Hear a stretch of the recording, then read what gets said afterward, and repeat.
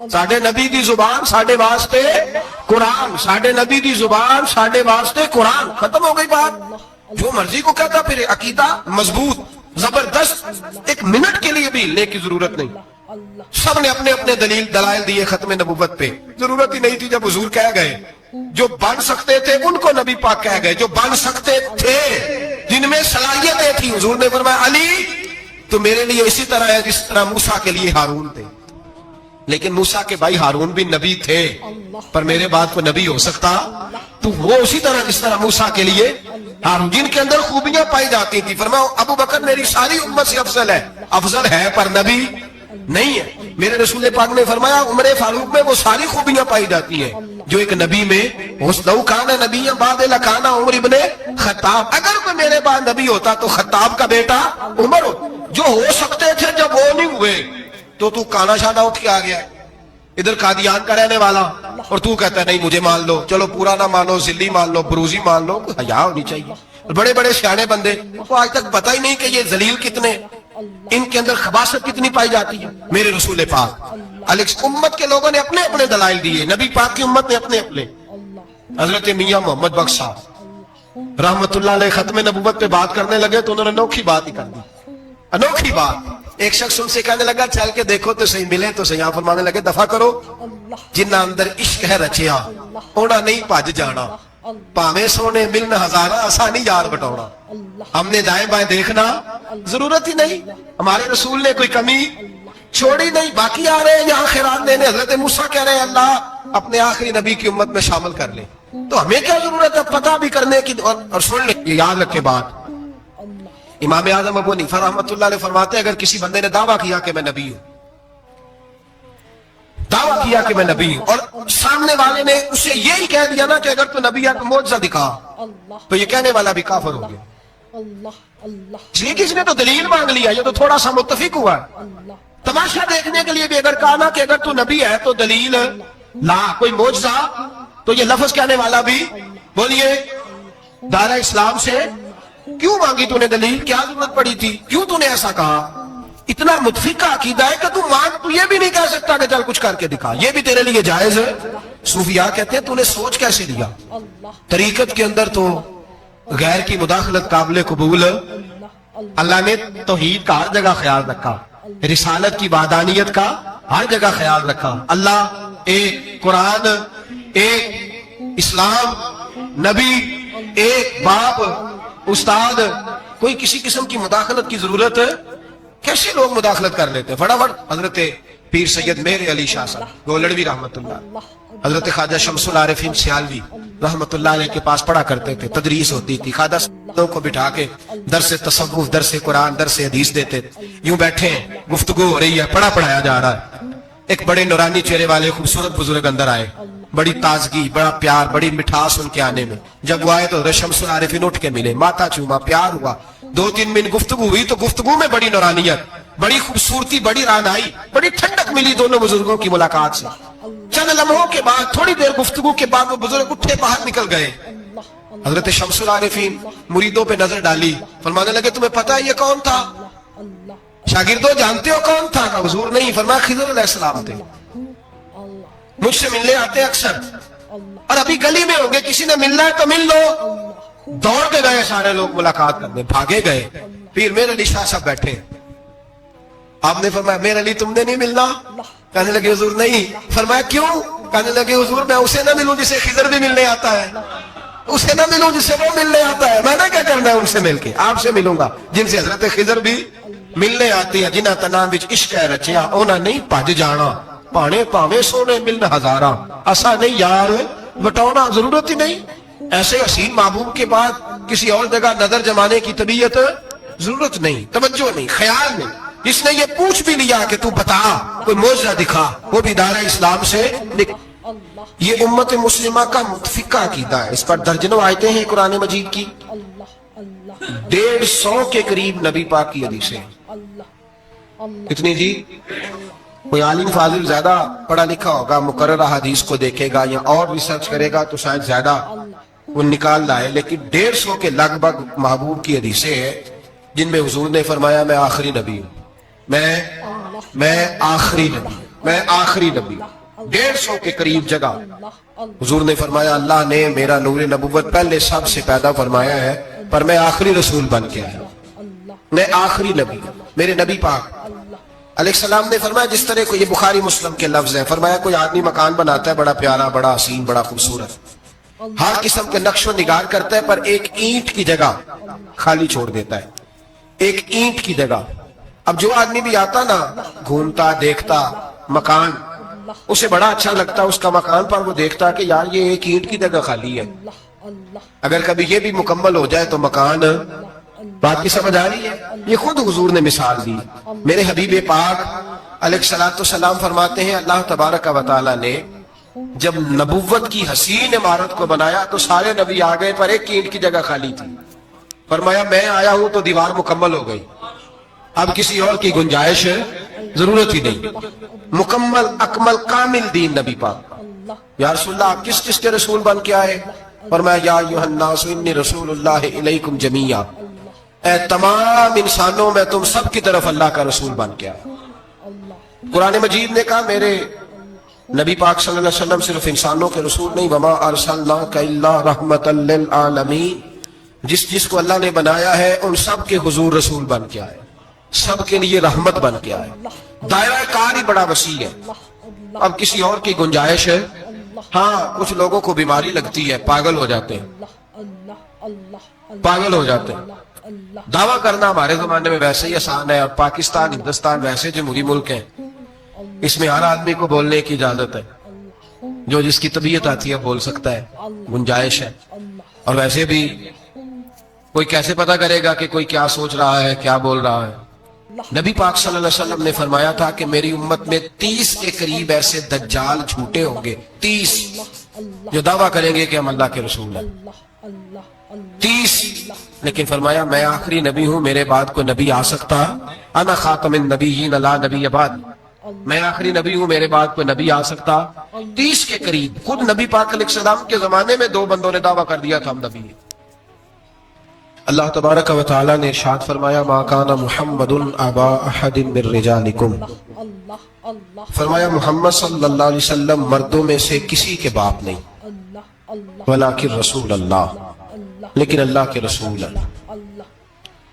روحانی طور پر حضور کا درجہ باپ سے بھی زیادہ ہے، لیکن اللہ تبارک و تعالی نے اپنے حبیب پاک علیہ السلام کے کسی بھی صاحبزادے کو اتنا بڑا نہ فرمایا کہ وہ مرد کہلا سکے، بچپن میں ہی تینوں صاحبزادے وصال فرما گئے۔ مردوں میں سے حضور کسی کے بھی باپ نہیں ہیں۔ حضرت زید بن حارثہ رضی اللہ تعالیٰ عنہ کو نبی پاک صلی اللہ علیہ وسلم نے پالا، وہ حضور کے اس طرح کے غلام تھے کہ لوگ انہیں حضور کا بیٹا ہی سمجھنے لگے۔ بہت سارے لوگ کہنے لگے زید بن محمد صلی اللہ تعالی علیہ وسلم۔ اللہ کریم نے منع فرمایا، فرمایا میرے رسول مردوں میں سے کسی کے بھی باپ نہیں ہے۔ حضور اور اس کی وجہ نبی پاک صلی اللہ تعالی علیہ وآلہ وسلم مردوں میں سے کسی کے باپ نہیں، اللہ کے رسول ہے، وخاتم النبیین، اور سب نبیوں میں سے آخری نبی ہے۔ اللہ کے رسول ہیں اور سب نبیوں میں سے حضور کون سے نبی ہیں جی؟ آخری۔ حضور کے بعد کوئی اور نبی آ سکتا؟ اللہ نے قانون بنا دیا، قانون بنا دیا، آخری نبی ہے رسول پاک علیہ السلام۔ حضور کے صاحبزادے بچپن میں کیوں وصال کر گئے؟ اس آزمائش سے نبی پاک علیہ السلام اس لیے گزرے کہ اللہ نے حضور کی ختم نبوت کے قانون کی حفاظت فرمانی۔ اگر نبی پاک کے بیٹے بڑے ہوتے تو نبی کے بیٹے نبی ہوتے، اور چونکہ دروازہ نبوت ذات رسالت پر بند کر دیا گیا، اس لیے اللہ تبارک و تعالی نے محبوب کے کسی بیٹے کو بھی پروان نہیں چڑھایا، وصال ہو گیا، اس لیے کہ حضور اللہ کے آخری نبی۔ نبی پاک صلی اللہ علیہ وسلم کے زمانے میں حضور نے خود فرمایا تھا 30 کے قریب لوگ ہوں گے جو دعویٰ کریں گے ہم نبی ہیں، فرمایا دجال ہوں گے، کذاب ہوں گے جو دعویٰ کریں گے۔ ایک بندے نے تو حضور کی ظاہری حیات میں دعویٰ کر دیا، مسلمہ اس کا نام تھا، 150 سال کے قریب عمر پائی اس نے، اور بہت سارے اس کے ماننے والے اسی لیے ماننے لگے کہ عمر بڑی لمبی ہے، معاذ اللہ تعالیٰ لوگوں کا اپنا اپنا مزاج ہے نا ماننے کا، اپنا اپنا مزاج ہے. ایک اس سے کانا آدمی دعا کرانے آیا، ایک آنکھ سے کانا تھا، اس نے دعا کرائی تو دونوں آنکھوں سے اندھا ہو گیا، دونوں آنکھوں سے. اللہ نے اسے سزا دی تو ایک ماننے والا کہنے لگا فٹافٹ مان جاؤ، ورنہ جو اس کی نہ مانے پورا اندھا ہو جاتا ہے. ماننے والوں کا اپنا انداز ہے نا. ایک لنگڑا آیا ایک ٹانگ سے لنگڑا کے چلتا تھا، مسلمہ سے دعا کرانے آیا تو دوسری بھی ضائع ہو گئی. یہ اس کا حال تھا. پر ماننے والوں کا کیا کیا جائے؟ ماننے والے جس کو مرضی ماننے لگتے ہیں، نفسیاتی طور پر لوگ کمزور ہو جاتے ہیں.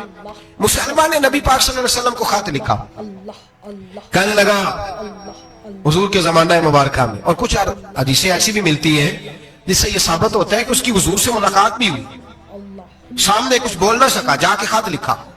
کہنے لگا کہ آپ میرے ساتھ معاہدہ کر لیں، جب تک آپ حیات ظاہری میں آپ نبی، اور جب آپ کا وصال ہو جائے تو میں نبی. یا یہ معاہدہ کر لے کہ آدھے عرب کے آپ نبی اور آدھے کا میں نبی. معاذ اللہ. اس نے یہ خط لکھا. نبی پاک نے جواب لکھا، فرمایا میں تو اللہ کا رسول ہوں، تو کذاب ہے، تو کذاب ہے، جھوٹا ہے. لوگ ایک اور بھی، میں ایک دن آرٹیکل پڑھ رہا تھا، کہنے لگے جی مرزے کے اب بڑے ماننے والے ہیں، اس کو کذاب نہیں کہنا چاہیے، ان کو دکھ ہوتا ہے. جو جھوٹ بولے اسے جھوٹا نہیں کہنا چاہیے. تو جی بول دے کیوں نہیں؟ تو اڈا کی پروگرام ہے، کہنا چاہیے کہ نہیں کہنا چاہیے؟ یہ ثواب ہوگا. اس لیے کہ جو نبوت کا دوچا دعویٰ کرے اس کو نبی پاک نے جھوٹا کہا ہے. حضور نے فرمایا تو کذاب ہے. کیا کہا ہے؟ تو ثواب ہوئے گا کھو گئے تھے. کیا کہا ہے؟ کذاب. تو اس کو کذاب کہنا نبی پاک کی کیا کی ہے نا. پھر انجیو دے منن والے تکلیف ہوتی تو میں کہا پئی ہوئے، وہ کذاب ہے، لہذا ہمیشہ کذاب ہی رہے گا. جب حضور نے کہا ہے جو دعویٰ کرے نبوت کا وہ کیا ہے، تو لہذا کذاب ہی رہے گا. حضور نے لکھا کذاب. جب نبی پاک نے کذاب لکھا نا خط میں، کون لے کے جائے گا؟ اب اس کے دربار میں جانا ہے، حالات بڑے خطرناک ہیں، اس کے گرد بندے بھی ہیں، اور اس کے گھر جانا ہے، مشکل میں رہنا ہے. ایک صحابی تھے چھاپڑی فروش، سر کے اوپر رکھ کے نا ٹوکرا، تو مدینے کی گلیوں میں کھجورے بیچتے. 11-12 بچوں کے باپ تھے. کون جائے گا؟ اور جسمانی طور پہ بھی کمزور تھے. فٹافٹ اٹھے، کھجور کھا رہے تھے، ہاتھ کھڑا کر کے کہا حضور کسی اور کی ڈیوٹی نہ لگانا، میں جاؤں گا. جب یہ لفظ کہے تو ان کے منہ سے کھجور کے ٹکڑے گرے صحابہ کے چہروں پر. ایک صحابی کہنے لگے پہلے کھجور تو کھا لے، بڑی تجھے جلدی ہے بولنے کی، کھا تو لے. کہنے لگے اگر میرے کھاتے کھاتے ڈیوٹی کسی اور کی لگ گئی تو، کسی اور کی لگ گئی تو کیا کروں گا، جلدی ہے مجھے. حضور سید عالم صلی اللہ علیہ وسلم نے نا اپنا نیزہ دیا، گھوڑا دیا، فرمایا ذرا ڈٹ کے جانا، اس کے گھر جانا ہے. کہا محبوبہ فکر ہی نہ کرے، فکر نہ کرے. صحابہ کہتے ہیں اس طرح وہ نکلا جیسے کوئی جرنیل نکلتا ہے.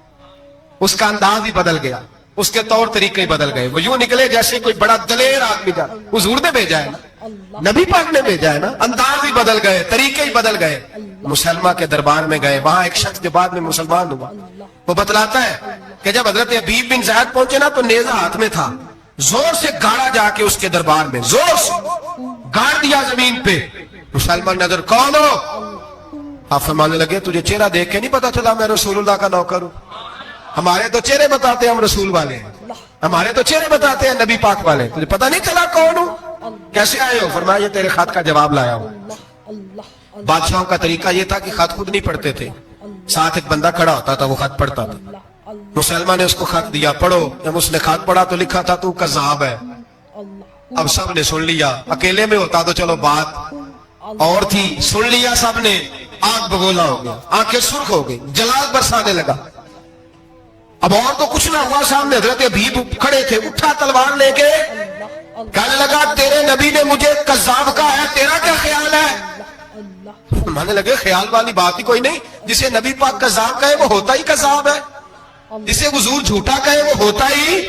فرمایا تو 7 سمندروں کا پانی بھی بہا دے تو تیرا جھوٹ دھل سکتا، تو ہے جھوٹا. جسے حضور نے جھوٹا کہہ دیا وہ جھوٹا ہے، جھوٹا ہے. کہنے لگا پیچھے پلٹ کے دیکھ، سارے میرے پہرے دار ہیں، میرے سپاہی ہیں، تلواریں، نیزے، خنجر، تیر، سارے میرے ماننے والے. کیا لفظ ہے، کیا حسن ہے، کیا توانائی ہے. حضرت حبیب بن زید فرمانے لگے میرے 12 بچے ہیں، ان میں سے کچھ ایسے ہیں جو دودھ پیتے ہیں، کچھ ایسے ہیں جو ابھی چل نہیں پائے. میں جب رسول اللہ کا پیغام لے کے نکلا تھا تو میں نے پلٹ کے بچے نہیں دیکھے، تو تیرے پہرے دار کیسے دیکھ؟ جو چیز مجبور کرتی ہے، باندھ لیتی ہے، وہ نہیں جب میں نے دیکھی تو میں تیرے پہرے دار دیکھوں؟ جو جی میں آتا ہے کر. غلامان محمد جان دینے سے نہیں ڈرتے، یہ سر کٹ جائے یا رہ جائے کچھ پرواہ نہیں کرتے۔ فرمایا ان کو نہیں دیکھا جن کو دیکھنا چاہیے تھا، تجھے دیکھوں۔ میں اکثر کہتا ہوں کٹ لگ جائے نا ہاتھ پہ تو نمازیں رہ جاتی ہیں، جماعتیں چھوٹ جاتی ہیں، طبیعتیں بگڑ جاتی ہیں، مشکل ہوتا ہے، تکلیف آئے تو سنبھلنا۔ یہاں ہلکا سا بچھو آ کے کاٹے تو شور ہو جائے گا، جمعے میں لوگ اٹھیں گے، اللہ مجمع بکھرے گا، او بچھو آ گیا، حالات بگڑ جائے، چھپکلی پیروں پہ گرے تو لوگ اٹھ دوڑتے ہیں۔ حضرت حبیب بن زید انصاری کھڑے تھے، انگلی نہیں، ہاتھ نہیں، کٹ نہیں لگا، مسلمہ اٹھا، اس نے زور سے تلوار ماری، بازو کٹ کے گر گیا، فوارہ نکلا خون کا۔ او بھائی بچھو کاٹے تو سنبھلنا مشکل، ذرا تصور کرو ہاتھ کٹ گیا۔ حضرت حبیب بن زید کھڑے ہیں، کہنے لگا اب تیرا کیا خیال ہے؟ آپ فرمانے لگے تو بڑا بیوقوف ہے، ہمیں آزماتا ہے، ہمیں تو بدر سے لے کر احد تک ساری دنیا آزما چکی ہے، ہمیں آزماتا ہے، ابھی بھی خیال پوچھتا ہے۔ فرمایا میرا خیال وہی ہے جو میرے رسول نے فرما دیا، خیال وہی ہے جو نبی پاک نے کہہ دیا۔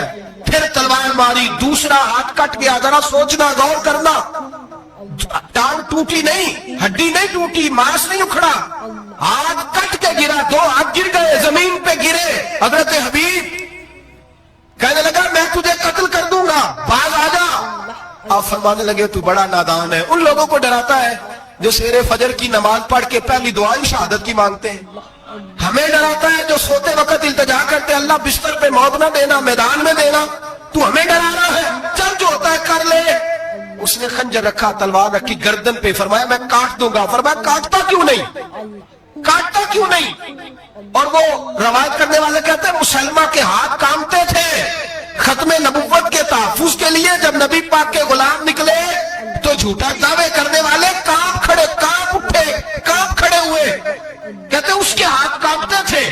حضرت حبیب بن زید کٹے ہوئے بازوؤں کے ساتھ بھی توانا تھے، قلم توڑ گئے میاں محمد بخش صاحب، فرمانے لگے وہ کچا رنگ للاری والا جیڑا چڑھدا لیندا رہندا، اے عشق تیرے دا رنگ محمد چڑھ جائے پھر نہیں لیندا۔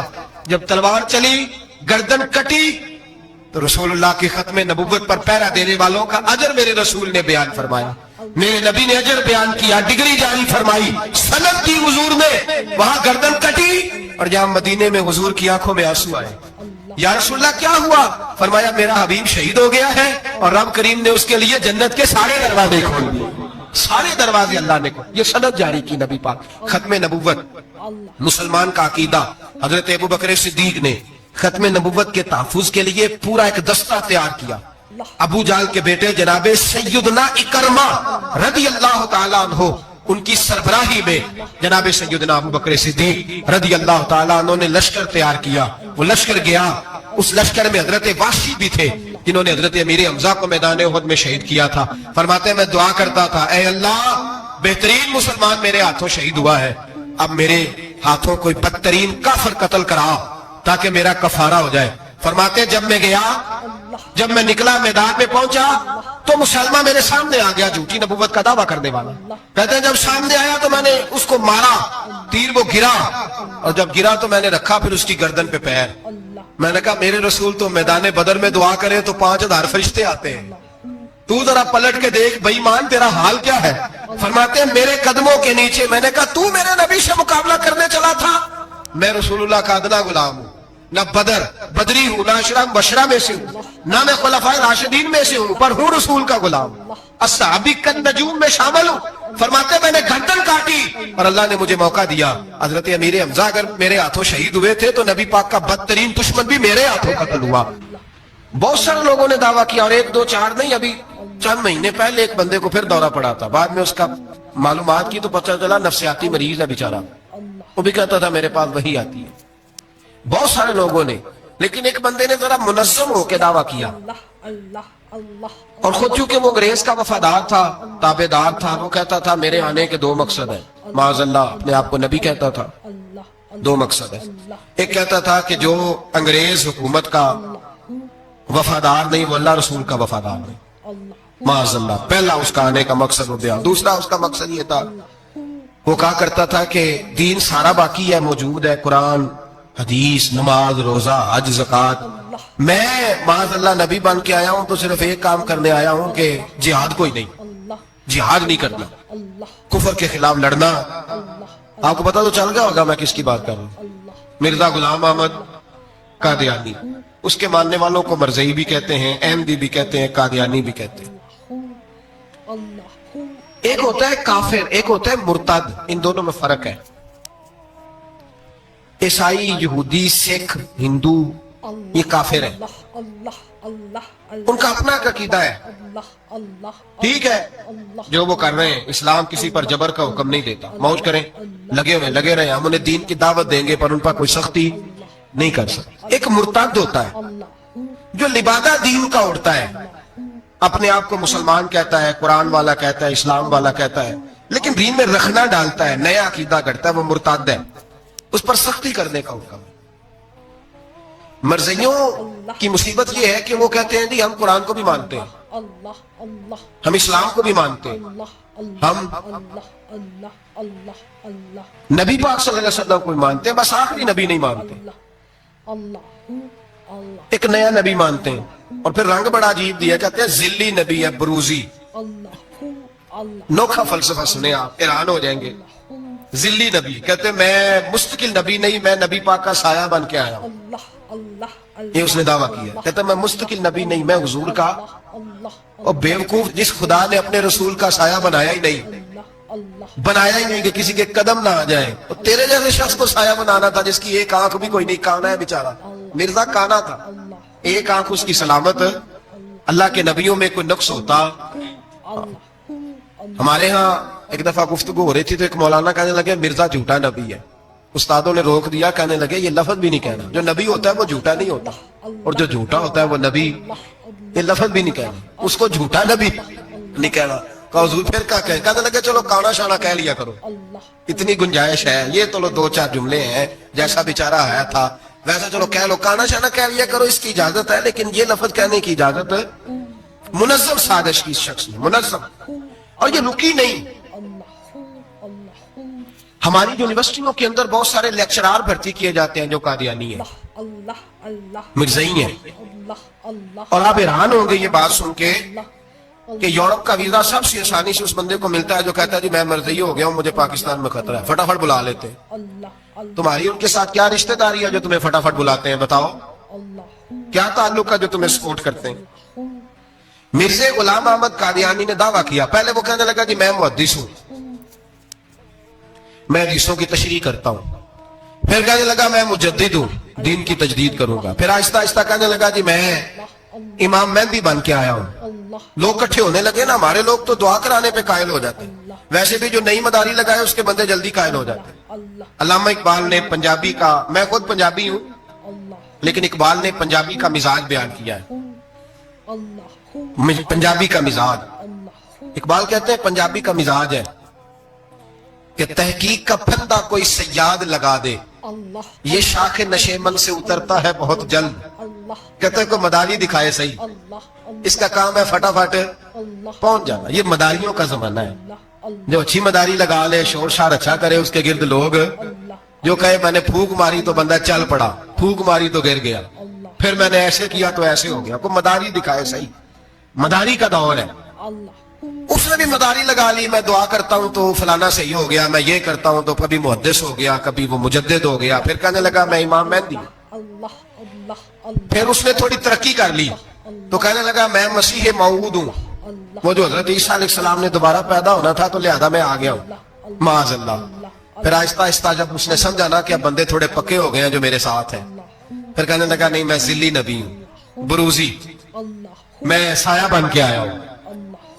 مرزا غلام احمد قادیانی پشت پناہی اس کو انگریز کی حاصل تھی. کسی شخص کی جب حکومتیں سپورٹ کرتی ہیں پھر اس کا آگے بڑھنا بڑا آسان ہو جاتا ہے. اس کی انگریز نے مکمل پشت پناہی کی.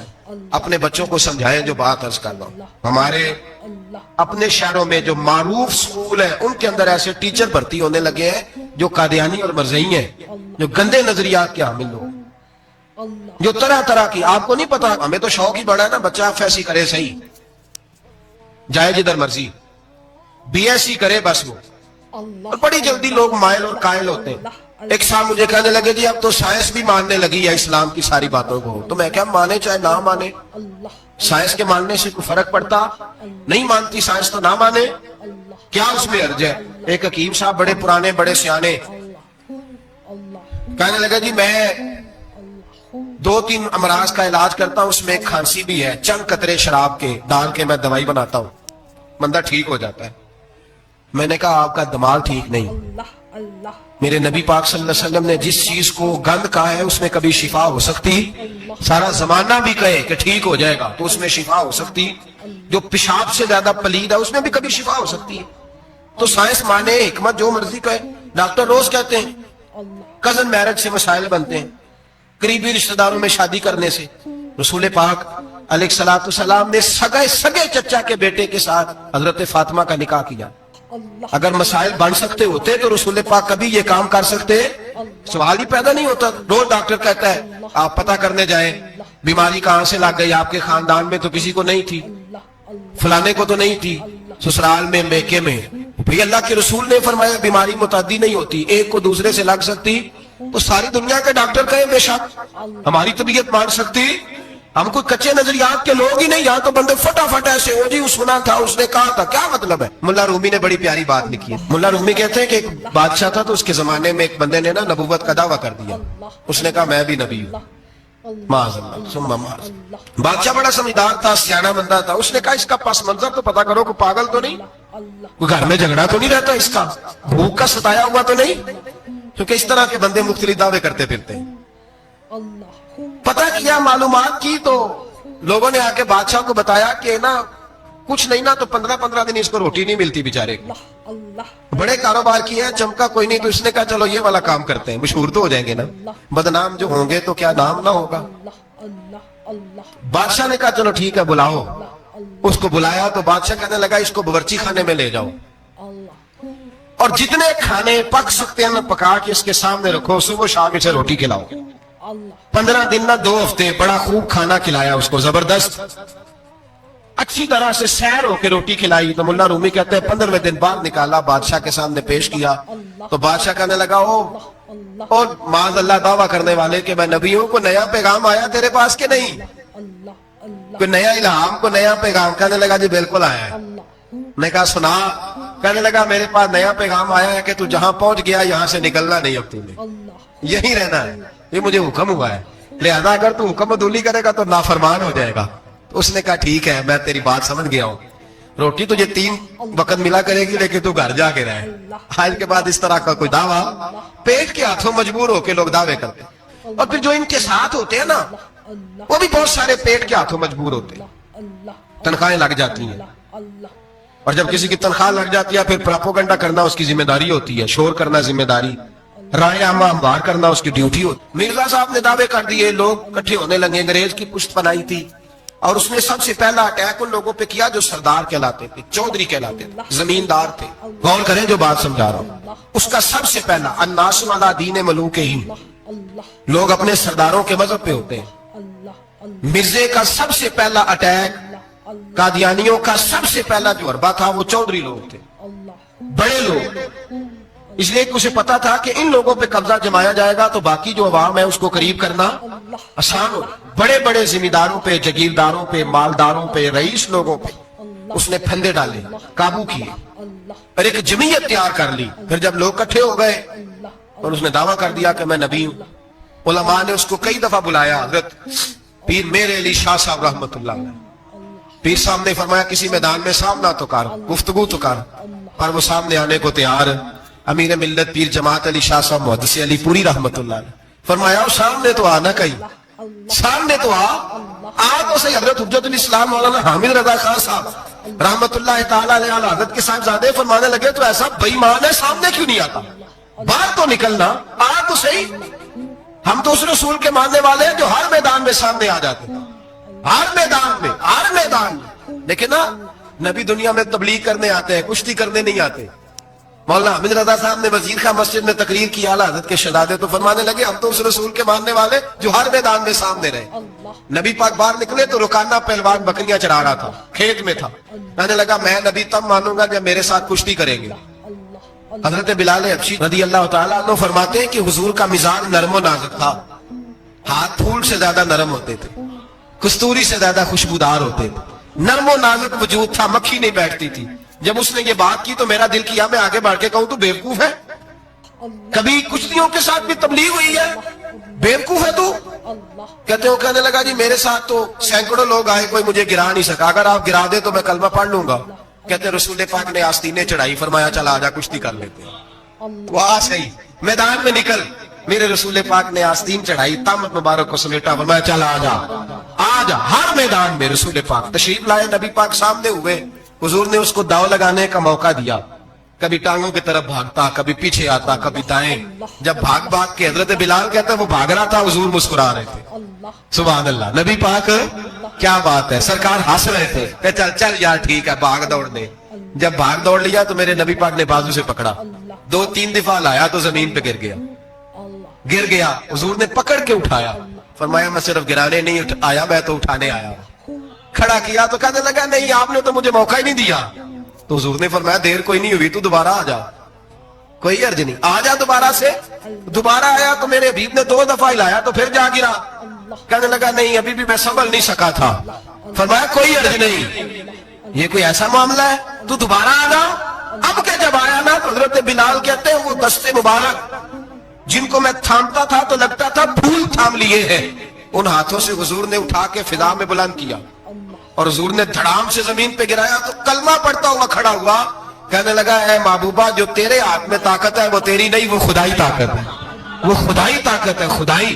میرے رسول پاک علیہ السلام ہر میدان میں، علماء نے کہا تو نکل تو صحیح، پر کبھی باہر نکلا فوت کا ہوا تو پتا تھا آپ کو فوت کا ہوا تھا جی؟ چلو مینوں تے دسن دی لوڑ ہی نہیں، تو تے سارا پتا ہوگا۔ باتھ روم میں مرا وہ، باتھ روم میں، اور آج تک لوگ باز نہیں آئے، ان کی عبادت گاہیں ہیں، بڑے چکر ہیں۔ اب ایک نیا بہانہ میں سنتا ہوں، نیا بہانہ کہتے ہیں جی پاکستان کی اسمبلی نے انہیں کافر کہا ہے۔ اسمبلی وزیر اعظم صاحب شیخ الحدیث ہے آپ کے، اسمبلی میں جو لوگ بیٹھتے ہیں شیخ، ان کا کیا کفر اسلام سے، کیا وہ کسی کو کہیں گے بیچارے؟ سورۃ اخلاص تو ہمارے وزیر داخلہ اور وزیر خارجہ نہیں سنا سکتے، یہ حال ہے۔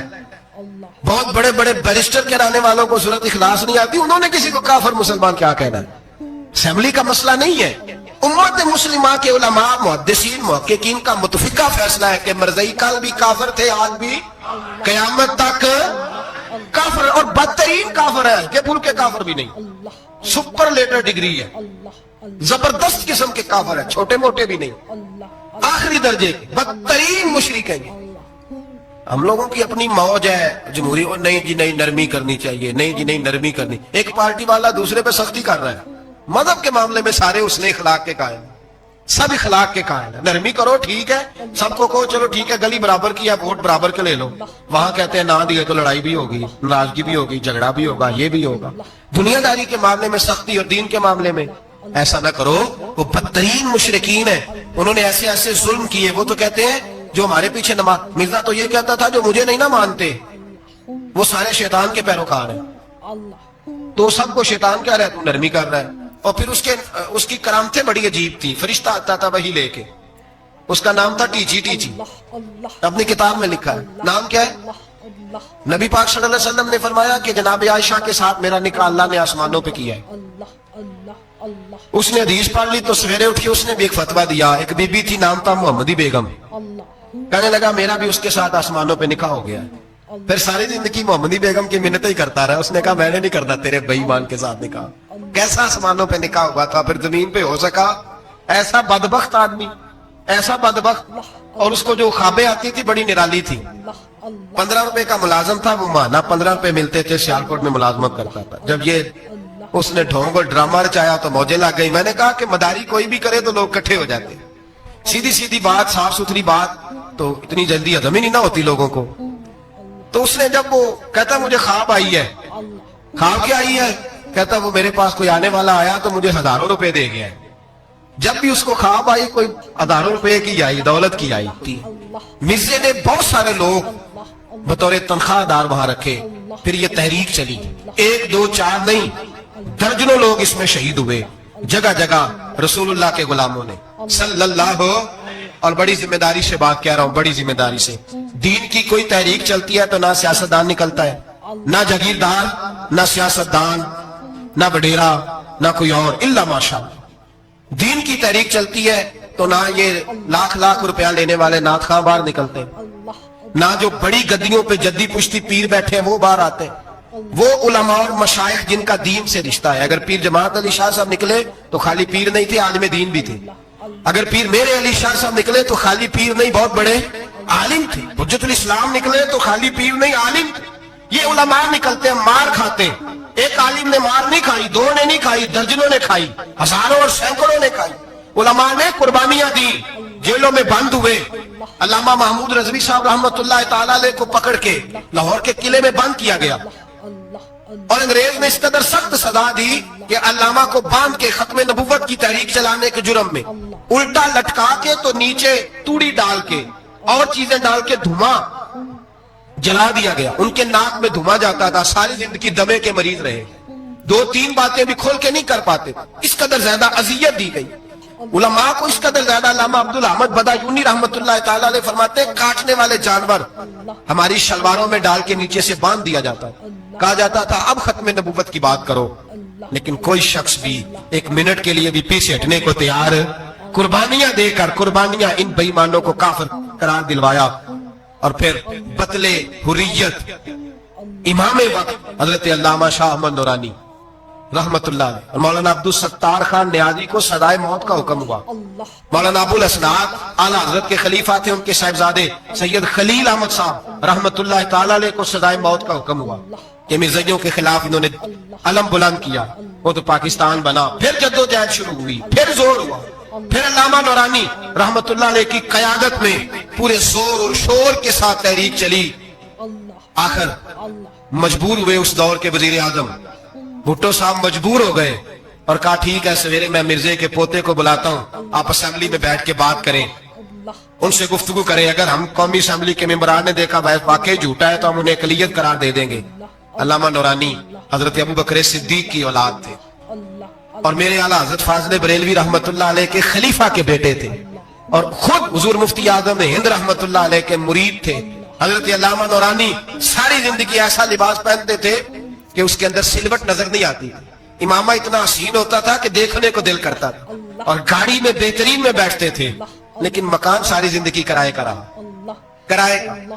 لوگ کہتے ہیں ملنے جاتے تھے، سیڑھیوں سے اترتے تھے تو علامہ نورانی سیڑھیوں پہ بٹھا لیتے تھے، کہتے دو ہی کمرے ہیں اور میں آپ کو بٹھا نہیں سکتا، گھر میں جگہ نہیں، تو کہا حضرت آپ اجلے تو بڑے نظر آتے ہیں، تو آپ فرماتے ہیں لباس دنیا کو دکھانے کے لیے پہنا ہے، اور باقی تو سارا میرا معاملہ خدا رسول کے ساتھ ہے، میں جانوں اللہ رسول جانے، میں بھکاری بن کے نہیں جینا چاہتا، خودداری کے ساتھ وقت گزارنا چاہتا ہوں۔ علامہ نورانی کہتے ہیں جس رات صبح اسمبلی میں مناظرہ ہونا تھا تو میں سوچنے لگا آج رات کیا کروں، تو پھر مجھے خیال آیا میں نے وہی کرنا ہے جو بدر کی رات میرے مصطفیٰ نے کیا تھا۔ ساری رات میں مصلی پہ بیٹھا رہا، کہتے ہیں بس اونگ لگی تو بات بن گئی، آنکھ لگی تو بات بن گئی۔ کہتے ہیں سحری کا وقت ہوا تو دستک ہوئی دروازے پہ، دو تین نادان دوست کہنے لگے آپ ہمارے گھر آئے، فرماتے ہیں میں ان کے گھر گیا، جب ان کے گھر پہنچا تو وہاں مرزئی اور قادیانی 10 کروڑ روپیہ بریف کیس میں بند کر کے لائے، اور کہنے لگے مولانا یہ بیانہ ہے، بیانہ، یہ آپ بیانہ پکڑ لیں، اور باقی پیسے بعد میں، سنا ہے مکان بھی کرائے کا ہے، سنا ہے آپ کے پاس کوئی پراپرٹی نہیں، یہ بیانہ لے لے باقی بعد میں آئے گا۔ علامہ نورانی کہتے ہیں میں نے جب پیر کی ٹھوکر لگائی تو بریف کیس کھل گیا اور اس میں کروڑوں روپے بکھر گئے۔ مجھے کہنے لگے پیسے دیکھ کے تو آپ کو خیال آ گیا ہوگا کہ بچوں کے لیے بھی کچھ سوچنا ہے، پیچھے بھی پلٹ کے دیکھنا ہے۔ تو نورانی صاحب رحمت اللہ علیہ فرمانے لگے میں نے کہا ہاں میں وصول تو کر لیتا پر تم نے قیمت بڑی تھوڑی لگائی ہے، ایمان بیچنا اتنی تھوڑی قیمت، میری تو رات زیادہ قیمت لگ گئی ہے، بڑی زیادہ قیمت، میں تو بک گیا ہوں پہلے سے۔ کہنے لگے آپ کی کیا قیمت لگی ہے؟ فرمانے لگے رات میں درود پڑھتے پڑھتے سویا ہوں تو مدینے والے رسول کا دیدار نصیب ہوا ہے، اور نبی پاک نے تھپکی دے کے کہا فکر نہ کرنا میں تیرے ساتھ ہوں۔ تو کہنے لگے جس کی قیمت محمد عربی لگائے کوئی اسے خرید سکتا ہے؟ سویرے میدان لگے گا اسمبلی میں اور میں اسمبلی کے فلور پہ ثابت کروں گا تم کل بھی بے ایمان تھے، آج بھی بے ایمان ہو، قیامت تک تم بے ایمان ہی رہو گے۔ جتنا مرضی پڑھ جاؤ، لکھ جاؤ، جتنی مرضی بڑی عبادت گاہیں بنا لو، جتنا مرضی شور کر لو، اور جتنے مرضی کینیڈا اور امریکہ تمہارا ساتھ دے لے، ہمارے رسول آخری نبی ہے، حضور آخری نبی ہے، یہ امت کا متفقہ عقیدہ ہے، اس میں کسی کو رکھنا ڈالنے کی اجازت آپ فرماتے ہیں سویرے وہ آیا, بڑے زور سے آیا, کبھی انگریزی بولتا, کبھی کوئی بولی بولتا, لیکن احمد رضا کے دروازے کا ایک فقیر ایک بات ہی کرتا, وہ رضا کے نیزے کی مار ہے کہ عدو کے سینے میں غار ہے, کسے چارہ جوئی کا وار ہے کہ جو وار وار سے پار. کہتے ایک اور مولوی صاحب بھی آئے میرے ساتھ مناظرہ کرنے, ان کی اپنی کتاب سے نکل آیا کہ نبی پاک کے بعد آخری کوئی اور نبی آ جائے تو فرق نہیں پڑتا. اپنی کتاب سے, ان کے دارالعلوم بانی, دارالعلوم بنانے والے کی کتاب سے نکل آیا. تو مولوی کو مرزا کہنے لگا تم نے بھی تو لکھا ہے. ہم نے کہا یہ بھی بے ایمان ہے, اعلیٰ حضرت کہہ چکے ہیں یہ کافر ہے, یہ بھی تمہاری طرح کا ہی ہے ظالم, لہذا اس کی بات کا کوئی اعتبار نہیں ہے. کافر قرار دے دیا گیا. کفر تو ہو گیا, اقلیت تو ہو گئی, لیکن وہ آج تک اپنی حرکتوں سے باز. ہمارے بچوں کو پتہ ہی نہیں یہ کتنے غلط ہیں, ہمیں خبر ہی نہیں کہ یہ کتنے برے ہیں. بھائی ایک صاحب سے میری ایک دفعہ بات ہوئی, چودھری صاحب تھے, گفتگو ہوئی تو کہنے لگے جی ختم نبوت نہیں مانتے تو ختم ہو گیا مسئلہ, اللہ ناراض ہو جائے گا. ختم نبوت نہیں مانتے تو اللہ ناراض ہو جائے گا. میں نے کہا جناب کے کتنے بچے ہیں؟ کہنے لگے 4. زمین کتنی؟ 20 کلے. کتنے کتنے آئے بولیے؟ تو میں نے کہا ایک نیا بندہ آ کے کھڑا ہو جائے کہ میں بھی آپ کا بیٹا ہوں, تو آپ راضی ہیں؟ مثال دے رہا ہوں سمجھانے کے لیے, بلا مثال و بلا تشبیہ. آپ راضی ہو جائیں گے؟ بولے نہیں نہیں, تو چپ کر کے آخر چل کوئی نہیں, 4 گڑ رہے تھے 5 بانٹ لینے, ہو جائے گا ایسا؟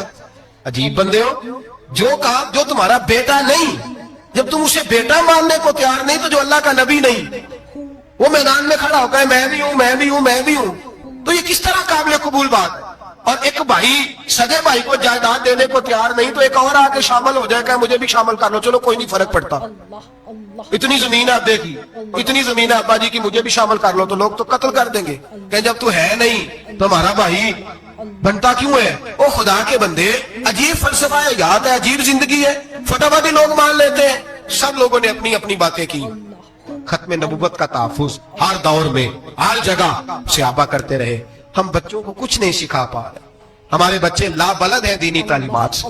ہم یہ شعور دے کے بھیجتے ہی نہیں کہ بیٹا جو اس طرح کی ذرا بھی بات کرے اس کا ذکر کرنا بتانا قادیانی, مرزائی, کسی جگہ یہ اپنے آپ کو احمدی کہتے ہیں, کسی جگہ کوئی اور روپ دھارتے ہیں. ایک ان کا گروپ اب لاہوری کہلاتا ہے, وہ کہتا ہے جی ہم اسے سارا کچھ مانتے ہیں پر نبی نہیں مانتے. ہم نے کہا تم بھی تو بے ایمان ہو نا, کافر کو تو مان رہے ہو نا, چاہے مجدد بھی مانو مفسر بھی مانو, مانتے ایک بے ایمان کو رہے ہو نا. کافر کو کافر ماننا ضروری ہے. اللہ نے کہا کل یا ایھا الکافرون, اللہ نے کافر کو کافر کہا ہے, تو کافر کو کافر ماننا یہ ضروریات دین کا حصہ ہے. تو لہذا اپنی اولادوں کو, نسلوں کو, آنے والے طبقات کو, بالخصوص کالجز میں, یونیورسٹیز میں اور ان جگہوں پہ جو لوگ تعلیم حاصل کرنے جاتے ہیں, ان بچوں کو خاص کر کے سمجھائیں, ان پر خاص دھیان دیں, توجہ کریں کہ وہ بچے ان چیزوں سے باز آئے, پرہیز کریں. میں نے کہا کہ ایک بہت بڑا طبقہ, اور پھر ایک اور بہت بڑی تکلیف کی بات یہ ہے, ہماری حکومتیں یہ خیال نہیں کرتی کہ کوئی بند باندھا جائے, کوئی ایسا صورت بنائی جائے, کوئی جو ہے وہ ایسی ترتیب لگائی جائے کہ جو لیکچرار آئے یا سرکاری عہدے پہ کوئی شخص آئے اس کی جان پھٹک کی جائے, وہ کون ہے, اس کا عقیدہ کیا ہے, وہ کس نظریے کا ہے. ہمارے یہاں کوئی ایسا اندازہ نہیں. اس لیے یہ مرتد, یہ کفار, یہ برے لوگ پھیلتے چلے جا رہے ہیں. اپنی صفوں کے اندر ان لوگوں کو تلاش کریں. اور پھر ایک اور بات یاد رکھیں, کفر سے جب بیزاری ہوتی ہے نا, ان لوگوں کو احساس ہوتا ہے کہ ہم غلط ہیں, ہمارے ساتھ اظہار بیزاری ہے. ان لوگوں سے جو اظہار بیزاری کیا جاتا ہے اس کا مطلب یہ ہے کہ ان کو احساس ہو کہ ہم غلط ہیں. اور بہت سارے لوگ بس ایسے ہی ان کے پیچھے لگ گئے بلا وجہ, دیکھا دیکھی, دوستوں کی وجہ سے, ان کو پتہ ہی نہیں کہ یہ کتنے برے ہیں. اللہ کی بارگاہ میں یہ دعا کرتے ہیں کہ اللہ تعالیٰ ہماری آنے والی نسلوں کو ان برے اثرات سے محفوظ رکھے.